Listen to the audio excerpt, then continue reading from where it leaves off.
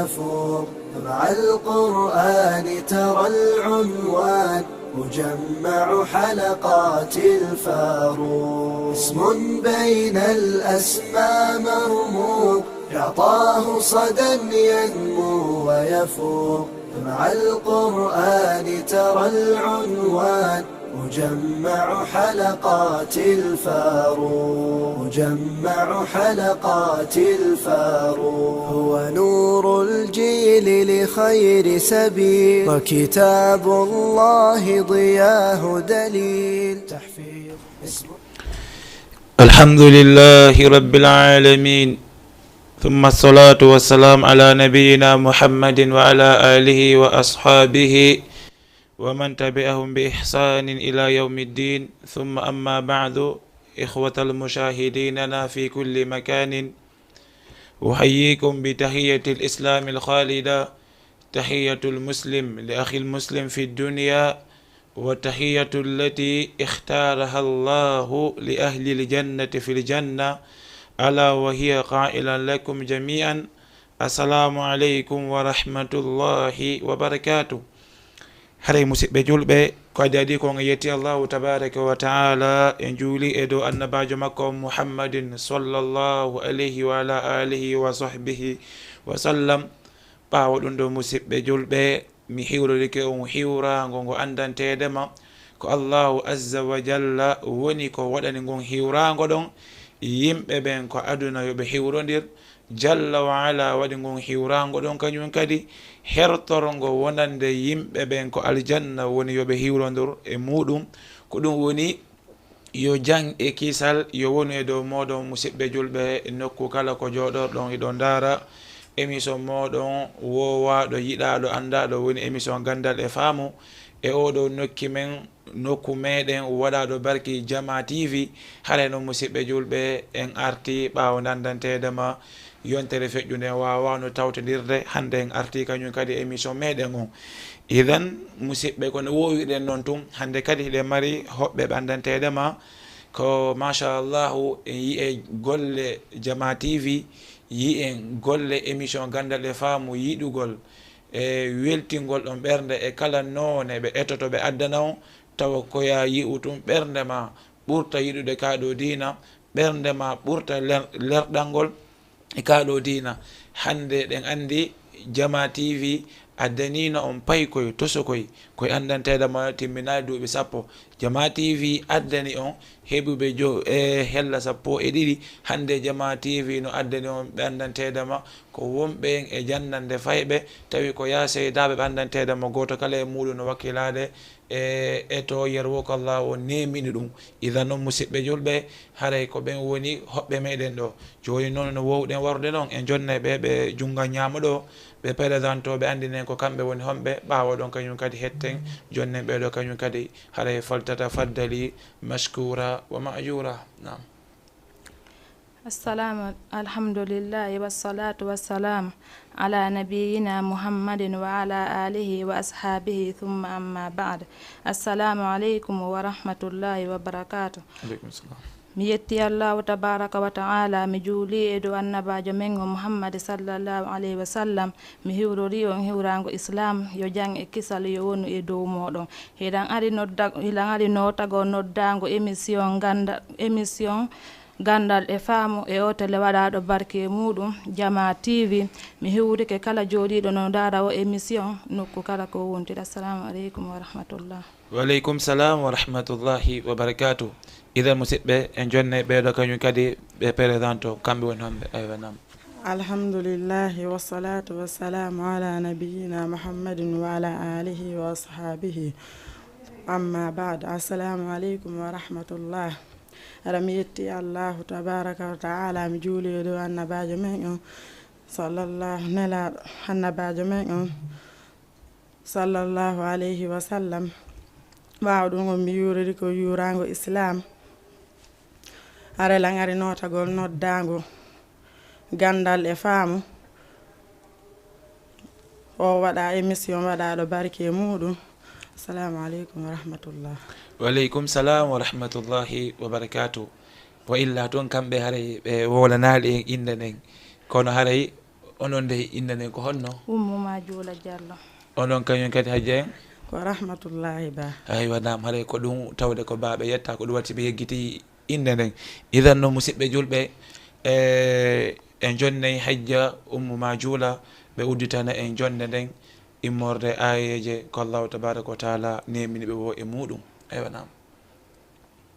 أعوذ بالله من الشيطان الرجيم بسم الله الرحمن الرحيم الحمد لله الذي أنزل على عبده الكتاب ولم يجعل له عوجا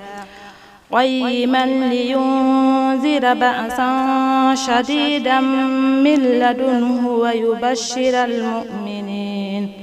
ويبشر المؤمنين الذين يعملون الصالحات أن لهم أجرا حسنا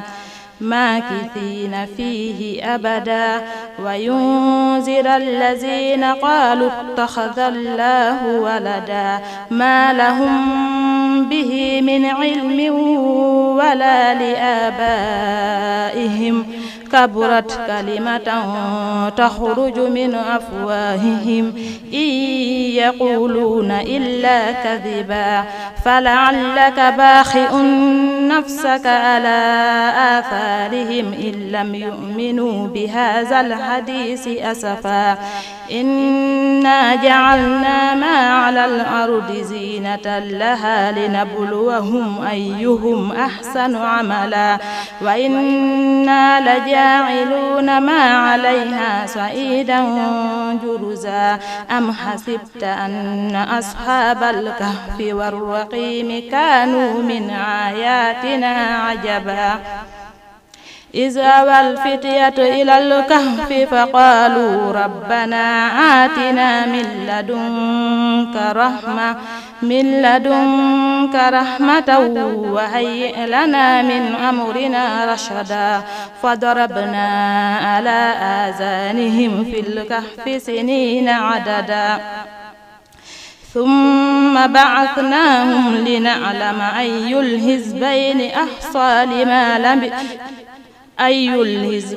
أحصى لما لبثوا أمدا نحن نقص عليك نبأهم بالحق إنهم فتية آمنوا بربهم وزدناهم هدى وربطنا على قلوبهم إذ قاموا فقالوا ربنا رب السماوات والأرض لن ندعو من دونه إلها لقد قلنا إذا سططا هؤلاء قومنا اتخذوا من دونه آلهة لولا يأتون عليهم بسلطان بين فمن أظلم ممن افترى على الله كذبا. Allah aywa na musidɓe haray ko ene woni ko nanidi oɗo qur'anul karim subhanallah ɗon andi allah on maɗum annabajo maki wa inna min al bayani la sihra woni andugol ko duwa wowlede saga nde duwa wowlede wo ɗum ɗon no jeeya e faamu ɓurtugu haasi on tugi waɗi on bilɗorto jeeyaɗo on idan hande ko ñalande jum'a annabajo on yamiri en yen jango suratul kahfi ñalande jum'a idan ɓe addani en ngol cortawol ɗon ko ngol cortawol kadi nelaɗo makene wondanedema si masihu dajjal aroyi si tawi ahun jayaki ayeje 10 ɗen e suratul kahfi ya wawu famude haare fimano hulɓini karamokoɓe ɓe go inni ko ayeje 10 arande ɗen woɓɓe go inni ko ayeje 10 hakkudeje ɗen woɓɓe go inni ko ayeje 10 jaggitiɗe ɗen ɓay noon anda ko honɗuge muɗum musidɗo wuññogol fof idan hajja rahmatullah wonon kañum kadi addane en ko yoyti e nder qur'anul karim. أعوذ بالله من الشيطان الرجيم لقد نصركم الله في مواطن كثيرة ويوم حنين ويوم حنين إذ أعجبتكم كثرتكم فلم تغن عنكم شيئا وضاقت عليكم الأرض بما رحبت ثم وليتم مدبرين ثم أنزل الله سكينته على رسوله وعلى المؤمنين وأنزل جنودا لم تروها وعذب الذين كفروا وذلك جزاء الكافرين ثم يتوب الله من بعد ذلك على من يشاء والله غفور رحيم يا أيها الذين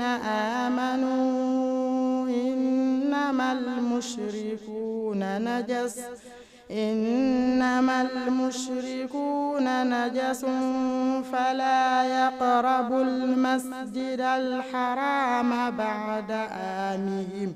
هذا وإن خفتم عيلة فسوف يغنيكم الله من فضله إن شاء إن الله عليم حكيم قاتلوا الذين لا يؤمنون بالله ولا باليوم الآخر ولا يحرمون ما حرم الله ورسوله ولا يدينون دين الحق من الذين أوتوا الكتاب حتى يعطوا الجزية عن يد وهم صاغرون وقالت اليهود عزير ابن الله وقالت النصارى المسيح ابن الله ذلك قولهم بأفواههم يضاهئون قول الذين كفروا من قبل قاتلهم الله أنى يؤفكون اتخذوا أحبارهم ورهبانهم أربابا من دون الله والمسيح ابن مريم وما أمروا إلا ليعبدوا إلها واحدا لا إله إلا هو سبحانه عما يشركون. الله musidɓe julɓe haray ɗum ɗo ko welo qur'anul karim wallah haray noon e jarni hajjaɓe ɓe mbuyi kadi noon musidɗo jooɗo heɗitoɗa yewtere ko yowiti e hajju kono ɓawo ɗon ɓe jogani e neldariji labaɗi kadi haray habbito seeɗa ɓawo ɗon ɓe weƴƴitante ɗum joni ko tabal ɗo yi'a idan noon musidɓe julɓe yewtere meɗen nden hande so tawi allahu tabaraka wa taala ko ɗum o yiɗo wela hino yiilo e bangal ko wiyete kon hajju ɗen andi musidɓe feendo ɗo ko waktu mandanteɗe mo goto kala e meɗen yerɓe allah won arkisi feere hino fokkitani laawol hajju bal woɓɓe ɓen yeehi bal woɓɓe kañum kadi no mari anniye sifo min e an si tawi allah won okkori en feere immorde e ñalɗe arayɗe en hajjoye ko suudu kaaba bal an e min hiɗen tori allahu on wata en maayo haren hajjoyal ko nder ndu suudu ka idan musidɓe suudu ndu andantedema ko kayru allahu azza wa jalla inna awwala baytin woni tabitino aranere suudu waɗandu ko leydi ɗo. Allah inni ko ndun suudu no andanteɗama hindu ko Makka tul mukarram. idan ko ndun woni suudu Kaaba ndun, ko ndun woni ko fof woni e dogande hajjugol. ɗen andi Allahu tabaraka wa taala ɓayi o yamiri annabi Ibrahim woni Allah inni wa idh yarfau Ibrahimu alqawa'ida min albayti wa Ismailu, woni nde annabi Ibrahim wonno e ɓantude tugale nden ko suudu Kaaba. kamɓe ɓiɗɗo maɓɓe on Ismaila ɓay ɓe darni ha ɓe gayni. Allahu tabaraka wa taala inni ko ayyo Ibrahim wa adhin fi nnasi bilhajji ya'tuka rijala. ayyo Ibrahim noddin wowla dow wi'a waktu hajju ngun hewti yoɓe aru ɓe tawe hajju ngun, ɓe iwrete e kala nokku ɓe ara hiɓe seppa. Allahu inni ya'tunaka min kulli fajjin amiq, ɓe iwray e kala nokku woɗɗuɗo hiɓe seppa e muɗum. ɗen andi ko on nokku Makkatul Mukarram, ko on nokku wonno ko annabi Ibrahima adduno ɓeygu mum Hajar e ɓiɗɗo maɓɓe on Ismaila. tawi hay hunde alano ɗon tawo sakko wi'e hajju. tawi Makkatul Mukarram ko sahra,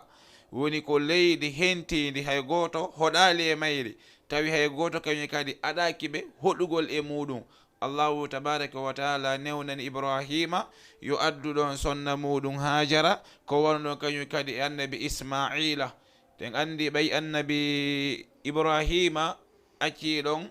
Hajar wondude ɓiɗɗo maɓɓe on Ismail. annabi Ibrahima inni ko ɗo Allah on yamirimi yomi addo on, mi addi on.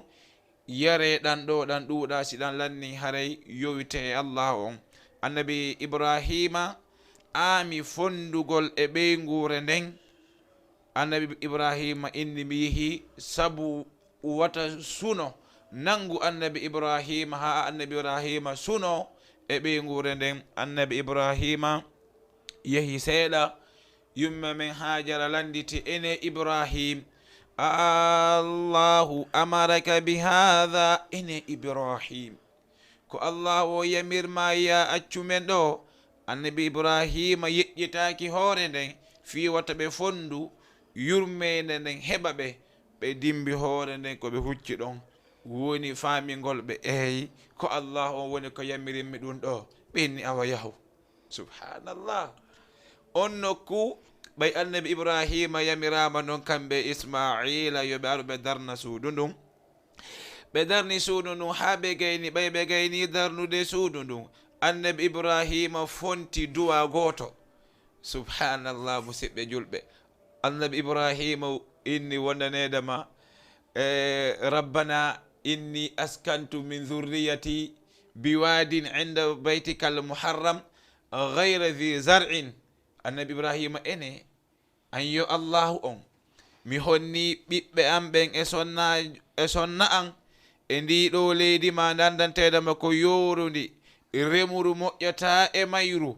kono noon annabi Ibrahima rabbi jomi an faj'al af'idata nnasi tahwi ilayhim. mi torikema an yo Allahu on waɗu ɓerɗe jeyaɓe ɓen yiilo yiɗa nduɗo suudu Kaaba. anɗa yiɗi suudu Kaaba ndu, miɗo yiɗi suudu Kaaba ndu. ala julɗo mo landotoɗa si wona mo faala hajjoyde nder ndu suudu Kaaba. ko o boni wo, ko o moƴƴi wo, ko o mari wo, mo faala hajjoyde nder ndu suudu Kaaba. ko o wasa wo, ko fi honɗum ko duwa annabi Ibrahim woni faj'al af'idata nnasi tahwi ilayhim. kañum Allah on waɗu ɓerɗe jeyaɓe ɓen yiilo yiɗa nduɗo suudu Kaaba. annabi Ibrahima ndaari tawi leydi ndi remru moƴƴata ton, a awata ton lemunne ɗum fuɗa, a awata ton piya, a watta ton banana e kala none waɗatake ko leydi ndi moƴƴa. Allahu tabaraka wa taala newnen annabi Ibrahima fonti konngol hiɓe toro ɓe inni wondanedema warzuqhum min athamarati. Allahu on mi yeggitali kadi okkol ɓe e dimɗe ha ɓe yimɓe leydi wi'a yoni wallahi lemunne remetake to kono sa yehi ko kamɓe okkortoma pom ala ton kono sa yehi ko kamɓe o kortama ko kala ñamete furwi mo andantede ma ala ko leydi maɓɓe wallahi sa yehi a tawa ɗum no liibi to wallah fi honɗum duwa mo annabi ibrahim alayhi salatu wassalam duwino on e muɗum idan no musidɓe hajju ngu andantede ma hiɗen fokkitani ko honɗum woni hajju musidɓe julɓe e nder haala arabu si ɗum wowlama haal arabu si innama alhajju ɓe inne huwa alqasdu ko ɗum woni fandagol e haala arabu tun hara ko lugatan si innama ko ɗum woni hajju ko ɗum woni wo fandagol amma wa fi shar'i ko fottal karamakoɓe ɓen ko sharia kamɓe ko honɗum ɓe firtir hajju ɓe inni atta'abbudu lillahi be ada'i wondanedema konde jeyaɗo on rewita allahu tabaraka wa ta'ala e tottugol e kirsateri ɗin fi makanin makhsusin e nokku hertiraɗo fi waqtin makhsusin e waktu kañum kadi ko heeriraɗo wona fiiɗa faala hajjude ko yiya accu ha suumaye juule ma donki juule inna iɗa yahude hajju o waye hino waɗana waktu heerinaɗo e muɗum si feƴƴi haray feƴƴi ko wala noon kañum kadi ko hajjeteɗon ko nokku gooto waɗa ko hajjete woni ko suudu kaaba niraɗon sallllahu alayhi wa sallam maki wo daganta ko julɗo on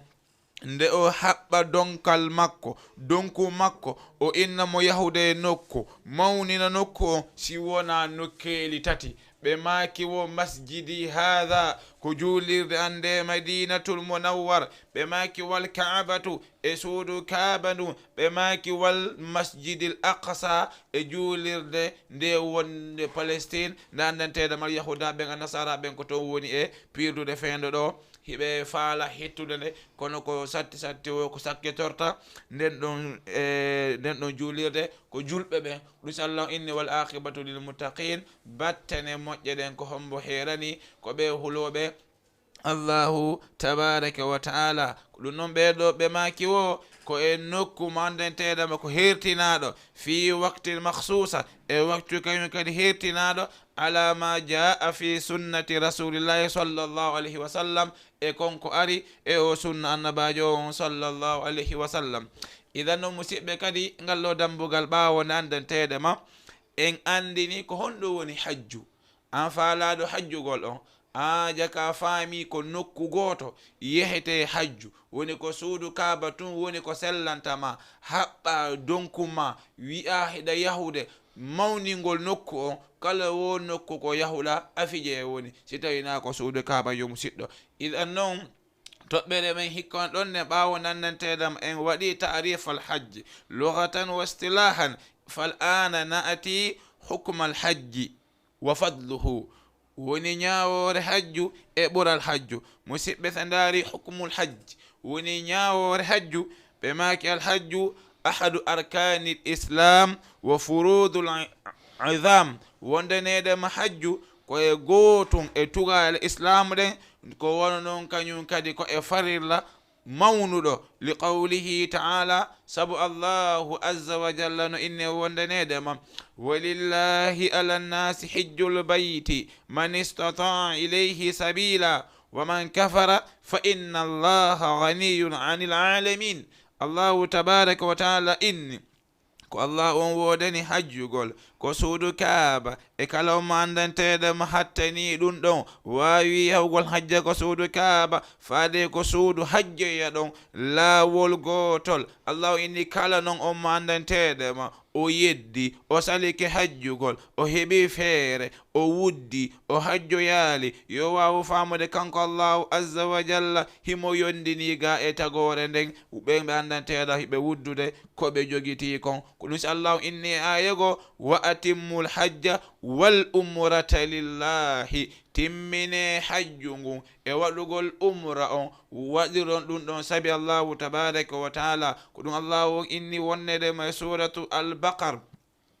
allahu azza wa jalla no yewta en ɗon fi hajju allahu inni honno alhajju ashhurul ma'lumat wo hajju ngun ko lebbi andaɗi faman farada fihinna alhajja kala o mandanteɗama waɗɗini hoore mum e yahugol hajju fala rafatha wala fusuqa wala jidala fil hajji woto o yiido e ɓeengu makko woto o yennu woto o sonkide woto o waɗu kala ko andanteede mo ko gollal kanugal allah inni woto o waɗɗu ɗum ko hajju fala jidala fil hajji faman rafatha honno alhajju ashhuru ma'lumat faman rafatha honno alhajju ashhurun ma'lumat fala rafatha wala jidala fil hajj allah inni wata jiyaɗo waɗu ko hajju sonkidede weñjodede ko wannon kañum kadi yo pottito sonnajo makko on ko ɗum waɗi en yiyay horminaɗo on ma horminiɗo waɗugol hajju sellantama ko huma dewgal sellantama ko humane dewgal sellanta ko o wona seede sellanta ko seeɗo ɗiɗo fof ko tawde himo horminani allahu tabaraka wa taala ɗum allah inni الحج أشهر معلومات فمن فرض فيهن الحج فلا رفث ولا فسوق ولا جدال في الحج الله إني وما تفعلوا من خير يعلمه الله فتزودوا فإن خير زاد التقوى الله عز وجل إني سون يهي كسود كابا هدون حج كلا وكو مؤي كوات دون الله عز وجل نو أندي دون الله إني نو يوبي don andi ko ɓuri moƴƴude ko yoɓoto ɗon allah inni ko kulla allahu tabaraka wa taala fatazawwadu fa inna hayra zadi taqwa musidɓe ari hadith mandanteɗe makko ibnu omar radiallahu anhuma ɓe filli hadith on ɓe maki o buniyal islamu ala hamsin islamu on hino maha hino darna e dow tugale jowi e dow dose jowi piliyeji jowi woni ko jogiti islamu hino e muɗum hajjul bayti hajjugol ko nduɗo suudu kaaba idan musidɗo si a gonɗini ala reweteɗo si wona allahu tabaraka wa taala annabaji on ko allah on immini ɓe koɓe maccuɗo allahu on a gonɗini ɗum ɗon ɓawonde andanteɗema kadi a gonɗini korka hino waɗɗi juulugol hino waɗɗi a yeddi hajju aɗa ka kefeero musidɗo ko wona noon ko waɗi galle darotako tugale ɗen timmare sa ɗuyti tugalal gotal hare a yirbini galle ɗen siɗa ley ton kan hare habbo hala ko ye ko waɗi galle ɗen no yirbade uno e dow maɗa an yo musidɗo idan noon hajju ɗum ɗon ko allahu tabaraka wa taala waɗɗin ɗum ɗon e dow meɗen ɓeɗo ceernoɓe maki o wa qad ajma'atil ummatu ala wujubil hajji ala man istata'a marratan wahidatan fil umri wondanedema karamokoɓe ɓen fof mofteɗen fof fotti wondanedema hajju hino waɗɗi e dow jeyaɗo mo andantedema o hattani o heeɓi feere yahugol hajjugol ɗum ɗon hare no waɗɗi e dow makko laawol gotol e nder gurdal makko ɗan se daari toɓɓere ɗimmere hikko ɗon ɗen woni fadluhu musidɓe hajju hino mawni no mari ɓural molanagal hino e ɓural hajju warada fi fardil hajji ahadithun kathira woni hadisaje hewɗe heeɓi e muɗum e ɓural hajju ko ɓe maki o wondenedema minha hino e muɗum hadithi aba hurayra radiallahu anhu marfu'an nelaɗon alayhi salatu wassalam maki o al umratu ila al umrati kafaratun lima baynahuma wal hajjul mabrur laysa lahu jazaa'un illa al jannata ɓe maki wo wondenedema yahugol umra ha e umra fino famira rowani a yahuno umra hikka a yehi umra ɓe maki wondenedema kafaratun lima baynahuma bakkatuji ɗin heefoto konko woni hakkude muɗum mi anda si tawi a faami si tawi rowani a yahuno umra makka ɓaawo ɗon kañum kadi artuɗa waɗɗa bakkatuji hikka yahuɗa umra a yafanta bakkatuji ko waɗnoɗa ko artuɗa woni ibi lawol ma aranol ko artuɗa ɗin bakkatuji ma an jeyaɗo ɗi faggitiɗa hakkunde ɗon ya andu musidɗo julɗo a yafante ɗum ɗon ko ɗum nelaɗon sallllahu alayhi wa sallam maki o wal hajjul mabrur laysa lahu ljaza'u illa aljannata ɓe maki o wondenedema si jeyaɗon hajji allahu tabaraka wa taala jaɓanimo hajju ngu joddi ala ko jeyaɗon yoɓete si wona aljanna ko ɗo woni wal hajjul mabrur hajju laaɓuɗo pos jaɓaɗo laysa lahul jaza illa aljannata on ɗon ala janna ko yoɓe si wona o ala jodi ko yoɓe kan si wona aljanna nelaɗon alayhi salatu wassalam ɓe maki o man hajja kala mandanteɗema man hajja lillahi kala on yahuɗo ko suudu kaaba o hajjiri sabi allahu tabaraka wa taala falam yarfuth kalama koɓɓen inne wo lam yarfuth o wowla ton konnguli kanuɗi o yiidari ton e rewɓe o foppaki ton e rewɓe ɗon andi ko suudu kaaba fayda goto kala aray e kulol mum worɓe rewɓe jillodiray an si debbo memima yo waw ko hayre memuma so gorko memima yo waw ko hayre memuma an waɗu hakkille ko naɓuma ton wona foppodigol e worɓe rewɓe si tawi noon Allah arkisima ɗum ko ɗum nenaɗo maki wo man hajja lillahi kala on yahuɗo hajjiroyi tawi ko sabi Allahu tabaraka wa taala o hajjiri falam yarfuth o waɗali ton gollal kanugal walam yafsuq o waɗayi ton gollal fasigankaku raja ka yawmi waladathu ummuhu oɗo jeyaɗo o ruttitoto o wa'a wono ñande nene makko jibinnomo o alano bakkatu hay e goto musidɗo ko hajju sotiɗa rento kala ko wonata bakkatuji bonnanama hajju ngu rento kala ko wonata nafoore moƴƴereyeji ñamande ñawiɗaga yoɓu musidɗo si yaha a wujjuno goɗɗo joni tuma hakke makko a ñowno goɗɗo yaw yafinoɗamo kala bakkatuji ɗandanteɗam hiɗa waɗuno labbinɗi si yaha hikken ɗon landal no ari e muɗum ɓeɗo maki wo hal yajibul hajji fil umri akthara min marra wo yerle hino waɗɗi jeyaɗo nde o hajjata ko nder ko wuuri ɗon ko ɓuri lawol goton joni oɗo yerle hajju hino waɗɗimo ko ɓuri lawol gotol ɓe maki wala yajibul hajju fil umri illa marratan wahida wo hajju waɗɗaki e gurdal jeyaɗo si wona lawol gotol wama sada ala dhalika fa huwa tatawwu kala wo ko jeyaɗo on ɓeydite dow ɗum ɗon hara yo wawa famude ko nafilo li hadith aba hurayra filli hadis wo anna nabiya sallallahu alayhi wa sallama nelaɗon ɓe maki wo wonde nedema ayyuhannasu ko onon yo yimɓe qad farada allahu alaykumul hajja allahu azza wa jalla farli e dow moɗon ndey hajju fa hujju onon nde jiyaɓe ɓen awa hajji enen kisan allahu farli e dow moɗon hajju awa yehi kisan noon hajjon fa qala rajulun nelaɗo goto landiti inni ene nelaɗo akullu amin ya rasulullah ene nelaɗo akullu am ko kala hitande ko yo men hajjoy qal fa qala law qultu naam lawajabat nelaɗo maki sinno mi wi'ino naam wo waɗɗotono e dow moɗo wo kono o way ɓe maki wala mastata'tum taw on hattantano hajjugol hitande ɓe i wallah ndarude oya landi nelaɗo ene ko lawol gotol hajjete nelaɗo maki he simi wi'i hihi waɗɗoto kono noon simi waɗɗini ɗum e dow mum on wawata hajjugol sak hitande ndare musidɓe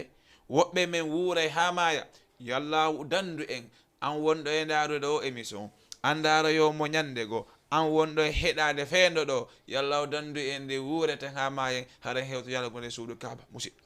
inchallahu en hewtoyay e bawgol allahu tabaraka wa taala allahu inni ana enda dhanna abdi bi lanko jeeɗan o sikkimi ɗon so sikki lanko moƴƴi allah ini lan ɗon eyi wonama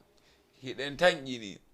hiɗen sikki allahu tabaraka wa taala ƴettitata en haren hajjoyaali i wallah kono noon si tawi onde kadi ƴettama hajjoyaali ɓiɓɓe ma ɓen so no wawma hajjande kadi ɗum kadi men aray a hajjoyi musidɗo ilan noon kono yallah o newnen en hajjoyen ko adinde allahu azza wa jalla ƴettitata en yo musidɓe julɓe ko ɗum ninaɗo makani o ɗo simi wiwno hi satteno e dow moɗon ko waɗi on wawatano walgol ɗum ɗon ɓe maki woli anna nabiya صلى الله عليه وسلم لم يحج بعد هجرته إلى المدينة إلا حجة واحدة وندنيدم النباجو إبكو بإيوي مدينة المنور بسيني مكة المكرم بحجال سونا لا والغوتل. وقد أجمع العلماء على أن الحج لا يجب على wondenedema ɓeɗo ceernoɓe ɓe foti wonedema hajju waɗɗaki e dow on mo andanteɗema o wawata ko wonnon kadi illa maratan wahida woni hajju waɗɗaki e on wawuɗo hajju si wona lawol gotol. wa alayhi an yubadira bi adai ida tahaqqaqa shurutuhu woni hino waɗɗi o jeyaɗo nde o yaccoto o tinno si tawi o felliti o heɓi ko hajjiroya tawi sartuji ɗi yo wawu hajjoyde timmi o yaha o hajjoya o tinnina kitam ɓe maki wa ya'thimu be ta'khirihi li ghayri udhrin o heɓay noon bakkatu si o heɓi feere ko o hajjiroya o nenniti o hajjoyali yo wawu famude o heɓay bakkatu konko nenniti ɗon li qawlihi sallallahu alayhi wa sallam wo sabu annabajo alayhi salatu wassalam ɓe maki wo taj'aluna ila alhajji fa inna ahadakum la yadiri ma ya'ridu lahu ɓe maki wo wonnedema he onon ɓe jiyaɗo hiɗon nennito e hajjugol kodi hajje ko waɗi goto e moɗon anda ko honɗum weɓitantomo hande ɗa selli jango ɗa nawni hande ɗa mari jango ɗa waasi hande ɗa mari hettare jango ala hettare hande ka payi kon jango a nawyi hande ɗa mari kattan doole yahugol buuɓidira e yimɓe ɓen ha hewtoy ko suudu kaaba lunno hayre nde yaha sofa e marwa yiilo ko suudu kaaba waɗa tawaful qudum waɗa tawaful idafa waɗa tawaful wida ɗiɗo fof ɗa hattani ɗum ɗon musidɗo julɗo kono ko si tawi hiɗa wonde honɗum kattane maɗen ɓay noon fendo hiɗa mari musidɗo fo badir yaccuki san ilal hajji anda noon wa ya'thimu ta'khiruhu hino bakkodina on jiyaɗo mandanteɗama hino nennito e ɗum ɗon. wa qad ruwiya marfu'an wa mawqufan min طرق يقوي بعضها بعضا من استطاع الحج فلم يحج فليت إن شاء يهوديا فليمت إن شاء يهوديا وإن شاء نصرانيا أري حديث قوم عندن تيدما بماكي وكالي مهلون إجيالو heɓuɗo feere ko hajjiroya ɓe maki yo hittin kisa yo yahu o hajjoya ko waɗi wallahi si o hajjali so faala yo maayo imma ko yahudajo walla ko nasarajo si o maayi o hajjoyali o nangoyte simo jogui feere muɗum idan musidɗo wattan yila andita si a hajjoyali ka nangiteteɗe ɗum ɗon idan en arta joni e toɓɓere meɗen ɗen hara hiɗen hoccitude e hoɓɓe meɗen ɓen ɓeyɗen andi nayen heeɓu hoɓɓe ñamen hirande nde ñamen soƴƴari kan itti ɗum ko hirande nde fof accemɓe ɗon ko ma enen kadi jonnen ɓe seeɗa tawde ko kamɓe woni hande hoɓɓe ɓen idan hiɓe jogitani en neldari ko wiyete qur'anul karim ko kamɓe ɗiɗo woni ko jangidata idan musidɓe julɓe heeɗe neldari ndin yen jonnude ɓe fuɗɗono en inchallah aywanam. bismillahi rrahmani rrahim ɓura alqur'anul karim jangu deftere defatere ma wata waasu faamude seeɗa e mayre rento wasude tawrede ma ɓemɓe allahu on inni wasayujannabuha al ashqa joomi daali no fawi pottitade nde ɓuraɗo markiseede ma jangu ka nder qur'ana ma andita ko joomi daali e deftere ma joomi bangini fensiti laɓɓini si a ɗurniki a wucciti qur'ana ma ومن أعرض عن ذكري فإن له معيشة ضنكا ونحشره يوم القيامة أعمى قال رب لم حشرتني أعمى وقد كنت بصيرا قال كذلك أتتك آياتنا فنسيتها وكذلك اليوم تنسى joomi daali kala ummo andantede ma o ɗurnike e janngugol qur'anul karimu e waajitoragol nde o immitoy to nyalaande darngal hara ko o bunɗo o inna joomi ko fii honɗum immintin ɗaalantay komi bunɗo hari ko aduna miɗo hi'ayno joomi daala jaabo ko wana noon ariino e maaɗa ko aduna aayeji amen ɗen yegginkiniɗaaɗe ko wana noon kadi hande ko laakara ɗo men acciti fii maaɗa musidɗo yonima nde famata wonde ko kayre woni ko janngata ƴawa ko alijanna maaɗa iqra wartaqi kama kunta turattil fi dunya jangu ƴawa wano jangiraynoɗa ko aduna maaɗa. Assalamu alaikum. Aleykum salam wa rahmatullahi wa barakatuh. Musidɓe subhanallah, haray ko enen woni ko nani e oɗo qur'anul karim. I wallah ɗiɗo konnguli sa no moƴƴini, sabu ɓe yewti en ɗo fayda ko ɗo ala ko fillitoɗen tawde ko fulɓe yewta ko pulal kañum kadi haala wa illa tun kadi ɓe sakkitori wonde nedema ya andi to wonde ko kayre janngata ƴawa ɓe addi hadis mo nenaɗo maaki jeeyaɗon wiyete ñala darngal iqra wartaqi kama kunta turattil fi dunia janngu ƴawa e gandi aljanna on ko ya janngu ƴawa jannga ƴawa nokku ma on ko aya mo sakkitiɗa haade on si tawi noon a foofini hoorema ha tawi an ko isa ja haaɗuɗa ya andu ko ayaji ɗen haaɗon ko ɗon hawitaka aljanna nelaɗon ɓe wowlata si wona sama kala subhanallah kam nelaɗo wowlata hunde nde andenteɗama ko sama kala i wallah wata foofin hoorema ɗatina hoorema ha tawa alqur'an o a gaynali lawol musidɗo wattan yila allahu azza wa jalla no addirma ɗo fi honɗum ya rewmo arkise makko ma on ko kanko jogiti nanu allahu inni mi tagi bani adama fi yoɓe rewan arkise maɓɓe on ko min allahu tabaraka wa taala woni ko jogiti idan woɓɓe meɗen inni oye arkise mo jogiɗa o men ɗaɓɓoyemo ko tagirɗa men konko ɗum men sakkitorta tawina noon idan en weltokeɓe buyi e yallahu ɓeydan ɓe gandal ngal wa illa en arta joni kañum kadi e maɓɓe eɓe heldurani en goto kala e maɓɓe neldari wotiri hara ɓawɗon kañum kadi en hewtiti joni inchallah e hoɓɓe meɗen ɓe woni hajja ummuma juula e hajja rahmatullahi haray musidɓe woni ko hikketen ɗon ko shurutul hajji musidɓe hajjuyu no mari chartuji idan ko honɗum woɗɗoto e jeeyaɗon hajjuyowo yo heɓu si tawi o newnene hajjugol charte ara noon yo taw al islamu yo taw ko julɗo ɓe maaki hajjugol waɗɗaki e dow kefeero ko waɗi hajju sellata e dow kefeero on ko waɗi noon islam ko ɗum jeeya e charte mandanteɗe ma si on togi golli gollal allahu tabaraka wa taala jaɓanemo ngal gollal si tawi no on togina julɗo si o hajji o jaɓantake ko war noon kañum kadi al aqlu charte ɗimmo on yo taw hajjoyowo no mari haqqille timmuɗe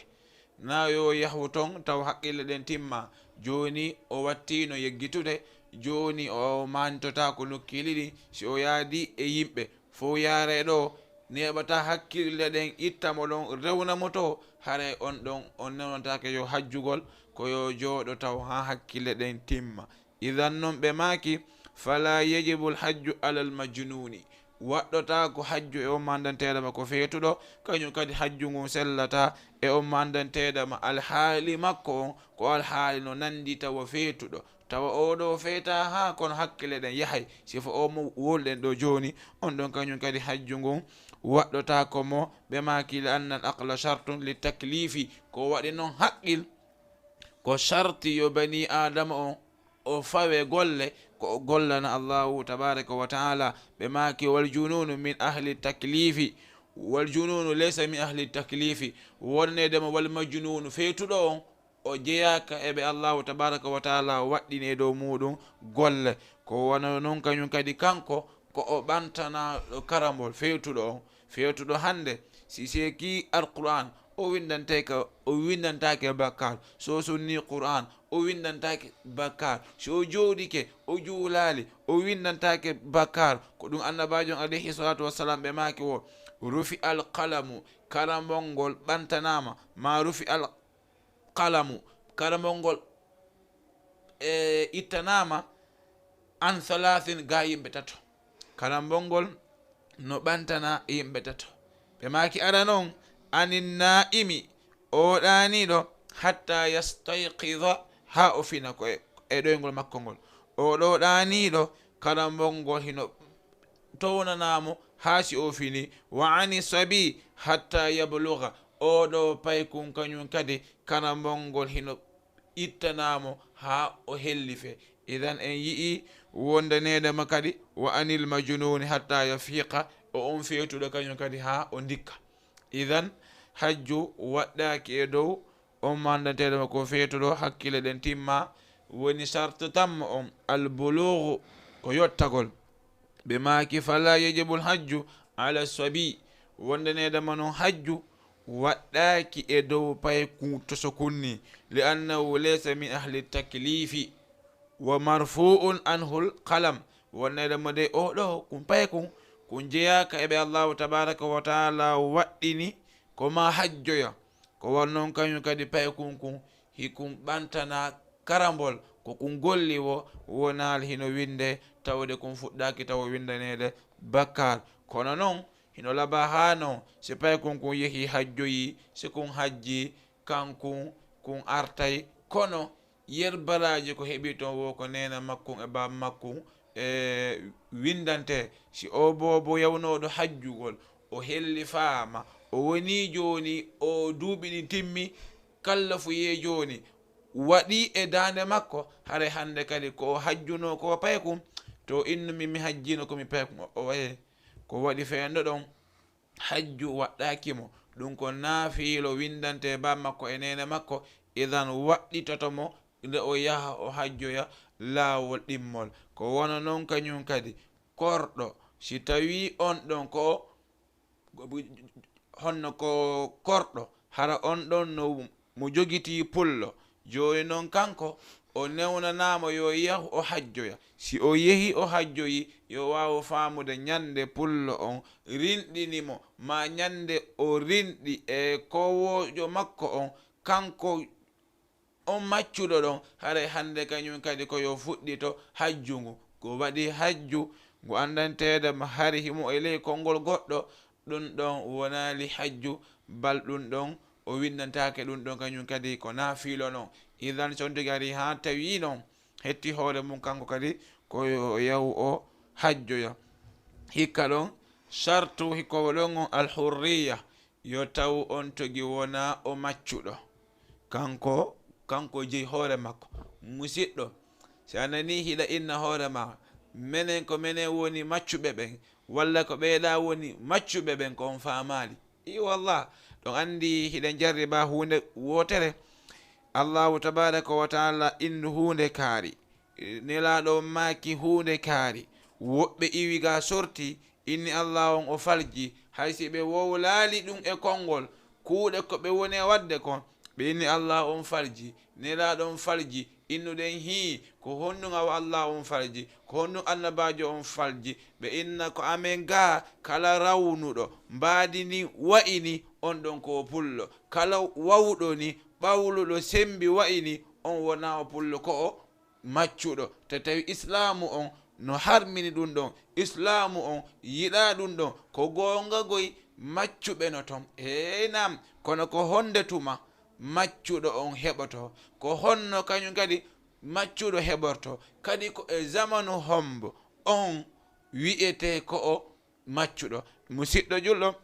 sa jangi fiqhu seeɗa a wawi famude chartuji yo wi'e oɗo ko o goɗɗo woni ko jeymo sartu ɗum ɗon yo taw oɗo kanko jihad waɗa tawa julɓe ɓe no mari ardiɗo goto ko kanko ardi jihadi on. ɓawo ɗon ko heferaɓe e julɓe kadi woni e pirude wona julɗe de heferaɓe e julɓe hara kañum kadi on jihaade no woodi ardiiɗo julɓe ɓe newni ɓaawo ɗon noon si ɓe yehi ɓe piiroyi si julɓe ɓe nangoyi worɓe ɓen ko ɓe maccuɓe si ɓe nangoyi rewɓe ɓen ko ɓe korɓe kono ko heeferaɓe nanga artiraɗo kono enen wona ko inneten ko ɓeɗo ko rawnuɓe ko fulɓe ɓen ɓeɗo hiɓe ɓawli ko maccu on ni wona no musidɓe julɓe ko waɗi noon islamu on wi'alen ɗum ɗon idan noon no jiya e sartu hajjoyowo on yo taw kanko kañum kadi wona o maccuɗo hay e goto hikke ɗon sart cinquième jo on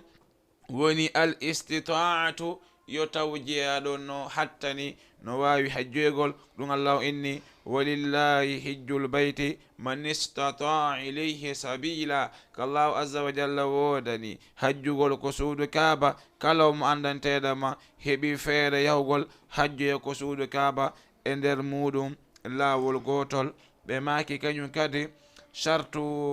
oɗum si allahu inni jeeyaɗon ko yo yahu o hajjoya laawol gotol allah inni la yukallifu llahu nafsan illa wus'aha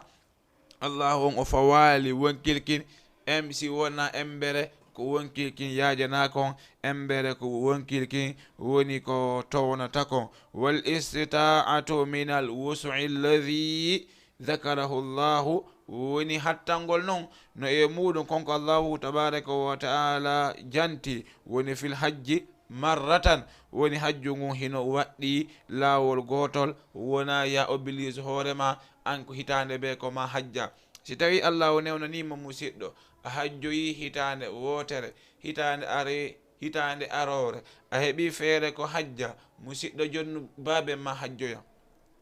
joni no aha faljere wotere no ɗo en yiyey machallah no lam faala hajjinoyɗe nene an lam faala hajjinoyɗe baaben an lam faala hajjinoyɗe karamo ko an musidɗo allahu tabaraka wa ta'ala si tawi baaben ma ala feere allah waɗɗina e baaben ma hajju si nene ma ala feere allah waɗɗina e nene ma hajju si karamo ko ma ala feere allah waɗɗina e karamo ko ma hajju an si mari feere ko an ɗum waɗɗi si a itti ɗum ɗon ko woni konko dande ma a jonni goɗɗo go o yehi hajju o yahɗuɗa hajju o yahaygo e hajju hara mo heeɓi hajju timmugo kono an o ronkuɗo yahde hajju a bakkondinayi e ka yahali kon tawde noon hajju ko an tawa waɗɗi ko heɓuɗo on ɗum allah inni man istata ilayhi ko on hattanɗo taw andi bamma heɓali feere waɗɗaki ɓe taw musidɗo so heeɓi feere yahu hajjoya a heeɓi feere laawol ɗimmol aha jonnu baabe ma hajja baabe ma maayi eyyi kono yahu hajjanaɓe si a hajji anniyoɗa ko hajju fi baabe maɗa baabe ma warata ko kaburu ɓe windane ɓe hajji ɓe yafane kala bakkatuji ko nene ma fa allah hajjande hi nene mano ɗon hi jonnuɓe ma owe nena ma yino yahu hajjanaɓe si a hajji ɗin baraji ɗon hewteɓe ko kaburu musidɗo julɗo waɗen ɗon kañum kan noon o sonnajo mandanteɗe ma hino yiɗi yahugol hajjugol o wonda e ɓiɗɗo makko o wonda e bap makko o wonda e moodi makko ko kanko tun sonnajo e worɓe goo woni yahude hajju no woodi e ceernoɓe goo innuɓe wondanedema ɗum ɗon sellantama ko o hajjoya kanko sonnajo kono noon ko ɓuri sellude ko hino sellanamo ko o yaha o hajja si o yeehi o hajji o heɓay hajju kono noon o windante bakkatu ko o yeehi o hajji kanko tun o wonda e gorko mandantedemo duwaka mo jumbude moodi makko bap makko ɓiɗɗo makko kaw makko ɓen ɗon fof so heeɓi sonnajo no newna yahugol ko won noon kañum kadi iwgol ɗo yaha laggine debbo tun ɗum noon islam o newna hiɗen wadde noon ɗum de rewɓe men ɓen woɓɓe meɗen rewɓe mum ennayi locataire lewru be hiɓe Guinée lewru be hiɓe Sénégal lewru be hiɓe ɗa lewru be hiɓe ɗa islam on newna ɗum ɗon nenaɗo maaki sellanta sonnajo ko yaltata fergu o fera ko ɓuri balɗe tati sellantamo tawa o wonda e dhu mahramin o mandanteɗema sella ko ɓe jombidira idan noon ɗum noon hino jokkede kono yo allahu tabaraka wa taala yañu feereji ɗin haray piiji go ko wonta saabu ɗum ko angal feere ko wan noon si gorko on inni ɓe ngu anno lagine mi falamo yo aru awa islam o newna yo aru kanko tum awale ko ma mi yoɓa paasi mi yaha ha Guinée mi yoɓa mi artiramo tawi on ɗo hay ko ñama ɗo ko hoore kara han est ce que o ala e tampude aray noon mo tampude idan noon musidɓe kono noon ko renagol kono on togi wawiri ayntugo ɗum ɗo wo ɓuri labede e on togi hara on togi e taaki lundo oɗo qur'anul karim idan musidɓe julɓe hajju ngun ko ɗum ɗo eɓɓuno ɗen ko yewten kon e ngal ɗo dambugal wi'etengal hajju idan kala wo ko tawi feewi e yewtere nden hajju ngu haray no iwri allahu tabaraka wa taala kala wo ko tawi en falji e muɗum ɓay bani adama kan ronkata faljugol ɗum si ɓe inni insan ko neɗɗo innira neɗɗo sabu ko hewata kon faljugol e yeggitugol idan en jonnude hajja ummuma juula ɓe addana en neldari gandal e faamu ko ɓe sakkitori kon immude e qur'anul karim aywa nam bismillahi rrahmani rrahim asa rabbuhu in طلقكن أن يبدله أزواجا خيرا منكن مسلمات مؤمنات قانتات تائبات عابدات سائحات ثيبات وأبكارا يا أيها الذين آمنوا قوا أنفسكم وأهليكم نارا وقودها الناس والحجارة عليها ملائكة غلاظ شداد لا يعصون الله ما أمرهم ويفعلون ما يؤمرون يا أيها الذين كفروا لا تعتذروا اليوم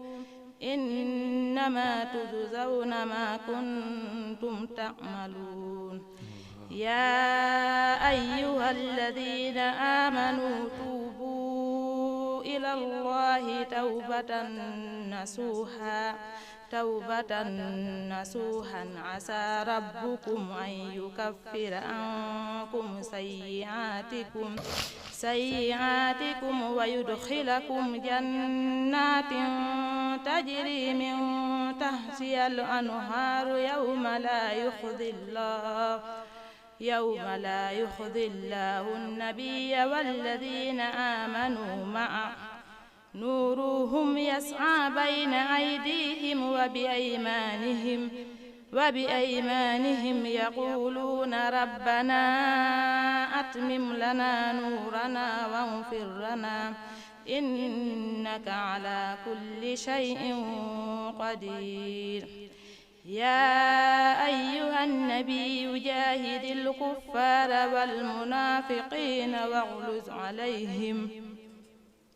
واغلظ عليهم ومأواهم جهنم وبئس المصير ضرب الله مثلا للذين كفروا امرأة نوح وامرأة لوط كانتا تحت عبدين من عبادنا الصالحين فهانتاهما فلم يغنيا عنهما من الله شيئا وقيل ادخلا النار مع الداخلين وضرب الله مثلا للذين آمنوا امرأة فرعون إذ قالت رب ابني عندك بيتا في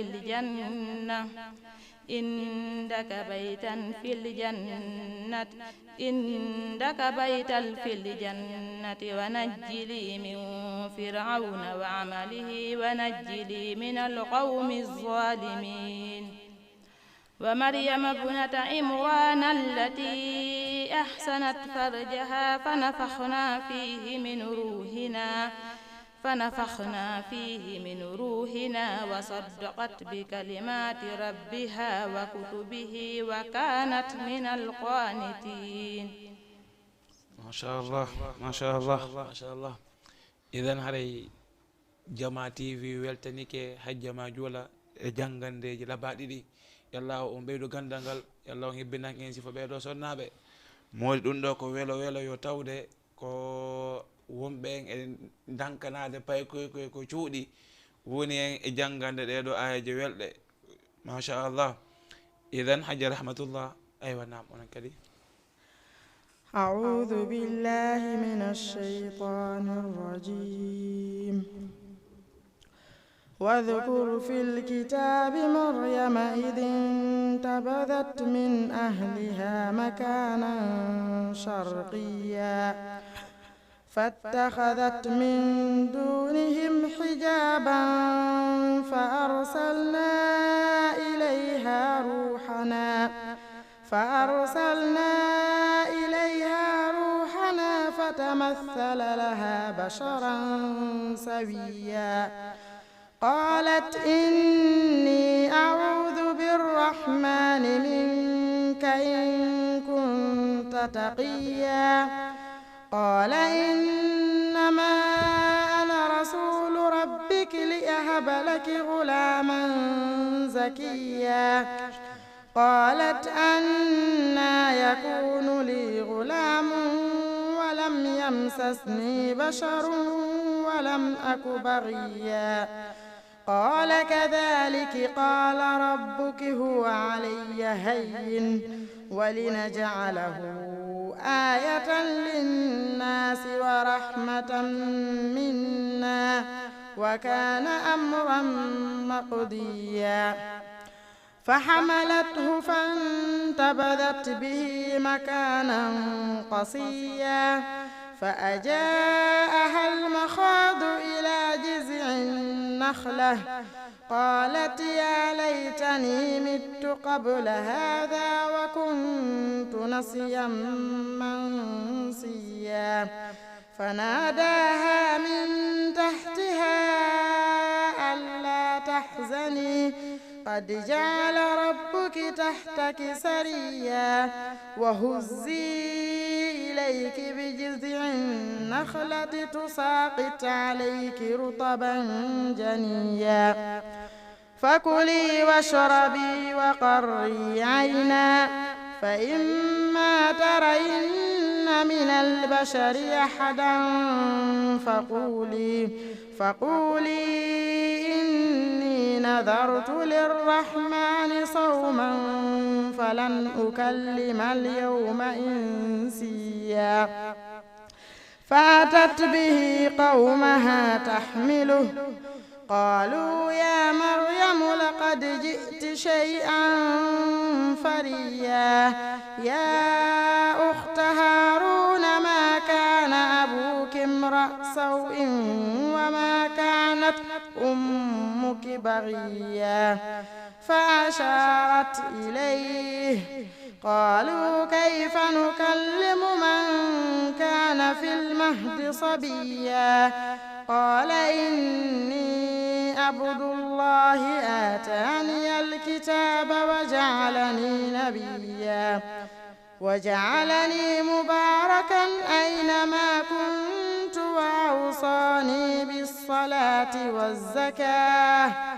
وأوصاني بالصلاة والزكاة ما دمت حيا وبرا بوالدتي ولم يجعلني جبارا شقيا والسلام علي يوم ولدت ويوم أموت ويوم أبعث حيا ذلك عيسى بن مريم قول الحق الذي فيه يمترون ما كان لله أن يتخذ من ولد سبحانه إذا قضى أمرا فإنما يقول له كن فيكون وإن الله ربي وربكم فاعبدوه هذا صراط مستقيم فاختلف الأحزاب من بينهم فويل للذين كفروا من مشهد يوم عظيم أسمع بهم وأبصر يوم يأتوننا لكن الظالمون اليوم في ضلال مبين. ما شاء الله ما شاء الله ما شاء الله. إذا نون هري موسيبة on yafoto mi andi taali nane uditangol on antel on wa illa tun yontel arore e ndaare kañum kadi no andintini jama on udditen yer leere way hawri koye inchallah. hare noon en weltanike ɓe buyi hajja rahmatullah jangande nden labama machallah yallah on ɓeydo gandal ngal waɗa barke feɓɓe ko wonnoon kañum kadi hajja ma joola jangandeji ɗin labama modi on weltanama on duwanama Jama TV weltanike on émission gandal e faamu yiɗuɓe kadi gandal e faamu weltanike on haray so tawi allah wonno yiɗi wela mais nodditoye on kadi tawde on neldori men neldari nandantedama ko nin ɓuuri mawnude woni oɗo qur'anul karim. iden hajja ma joola ko konnguli honɗi jogui ɗon ko waynitorto ɗon aywa nam haɗa meɗen jarna onon ɓe noddituɗon men min ari ɗo miɗen inna yallah waɗu barke e otele Jama TV hewtinama toni nokku koɓe miijino yoyow ɗon ɓawa ɗon hila weltano nenan jara e baban bora hila weltani ɓe moƴƴino hila weltani modi an laginna yallah windanɓe baraji ɗin yallah waɗu barke ɓe gureji ɗin kamɓe kadi la weltani ɓe moƴƴa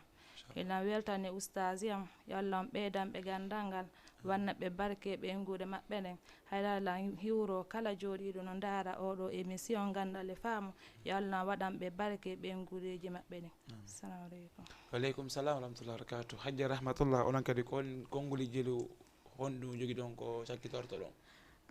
meɗen jarna ɓe noddutuɓe men ɗo ara meɗen tori Allah yo waɗu barke e tele on nawramo yeeso ɓawa ɗum ɗum hara miɗen weltani jooɗiɓe no ndaara men. Assalamu aleykum wa rahmatullah. Waleykum salam wa rahmatullahi wa barakatuh. idan noon musidɓe so tawi allahu tabaraka wa taala ko ɗum o yiiɗi o wela en hawri e yontere hannde émission moɗon gandal e faamu leere wowa nene si futuro on juulama tun inchallahu tabaraka wa taala haara hannde kañum kadi meɗen yaafini retardement on seeɗa e muɗum haray tawde ko nane wowli ɗum feere o ala ko ma bani adama on hollira ko bani adama timma ko ma hollira wonde ɗuyto wonde timma kono so on yi émission on ko laaba e muɗum ande ko allahu tabaraka wa taala woni balɗo walditi kala wo ko wiɗon farjire heɓike muɗum ande ko min e cheytane ɗum iwre muɗum allah on en nelaɗon kamɓe koɓe woɗɗitiɗe faljugol aqulu ma tasma'un min adh-dhikri wal ayati wa sallallahu wa sallim ala nabina muhammadin wa ala alihi wa sahbihi wa sallam. Assalamu alaikum wa rahmatullahi wa barakatuh. اسم بين الأسماء مرموق يعطاه صدى ينمو ويفوق مع القرآن ترى العنوان مجمع حلقات الفاروق اسم بين